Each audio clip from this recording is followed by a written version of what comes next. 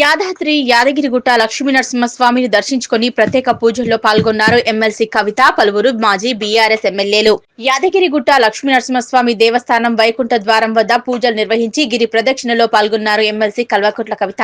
లక్ష్మీనరసింహస్వామి జన్మ నక్షత్రం స్వాతి నక్షత్రం సందర్భంగా ఆలయం కొండ చుట్టూ గిరి ప్రదక్షిణ చేసిన కల్వకుంట్ల కవిత ఈ కార్యక్రమంలో మాజీ ఎమ్మెల్యే గొంగిడి సునీత, కిషోర్, బూడిద భిక్షమయ్య తదితరులు పాల్గొన్నారు.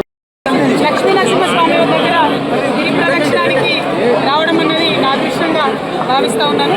మరి మనందరికీ తెలిసింది యాదగిరిగుట్ట అంటే ఆ స్వామివారి పాదాలు సోకినటువంటి అత్యంత పవిత్రమైనటువంటి భావిస్తాం.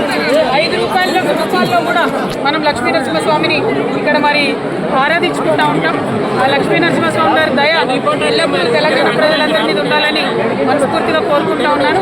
మరి ఆ లక్ష్మీనరసింహస్వామి వారు కేసీఆర్ గారితో ఇంత పెద్ద ఆలయం నిర్మింపజేయడానికి వారికి శక్తినివ్వడం, వారికి ఆ సంకల్ప బలం ఇవ్వడం అన్నది నిజంగా మన తెలంగాణ ప్రజలు చేసుకున్నటువంటి అదృష్టంగా నేను భావిస్తూ ఉన్నాను.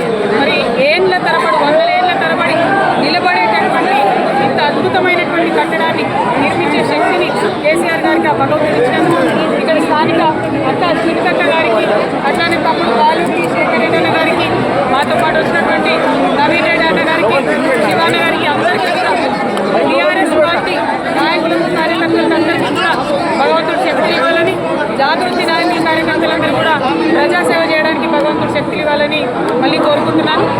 మన హయాంలో, బీఆర్ఎస్ పార్టీ హయాంలో, కేసీఆర్ గారి హయాంలో ఇంత పెద్ద డెవలప్మెంట్ ఇక్కడ జరిగింది. 1200 కోట్ల రూపాయలతో కూడా యాదాద్రిని టెంపుల్ సిటీ ఆఫ్ ద నేషన్గా నిలబెట్టుకున్నాం. ఆ పేరు ప్రఖ్యాతలు ముందుకు కొనసాగాలి. ఇక్కడ జరిగినటువంటి అభివృద్ధిని రాజకీయాలకు అతీతంగా నిర్మించాలని చెప్పి మేము కోరుతా ఉన్నాం. ఇక్కడ ఉండేటటువంటి పుష్కరిని స్వయాన స్వర్గం నుండి వచ్చినటువంటి విరజా నదిగా భావిస్తారు. మరి ఆ పనులు కానీ, కింద మిగిలిపోయిన పనులు కానీ ప్రభుత్వం ఎవరిదైనా రాజకీయాలకు అతీతంగా భక్తులకు ఇబ్బంది లేకుండా నిర్మాణం పూర్తి చేయాలని కోరుతా ఉన్నాం. అన్నిటికన్నా ముఖ్యంగా తెలంగాణ ప్రజలకు కొంగు బంగారంగా మరి గిరి ప్రదక్షిణం అనేటటువంటిది స్వాతి నక్షత్రంలో ప్రారంభమైంది కాబట్టి నెక్స్ట్ ఎవ్రీ మంత్ ఒక రోజు ఉంటుంది.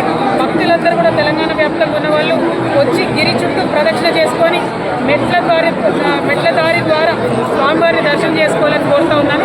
Thank you. జై తెలంగాణ.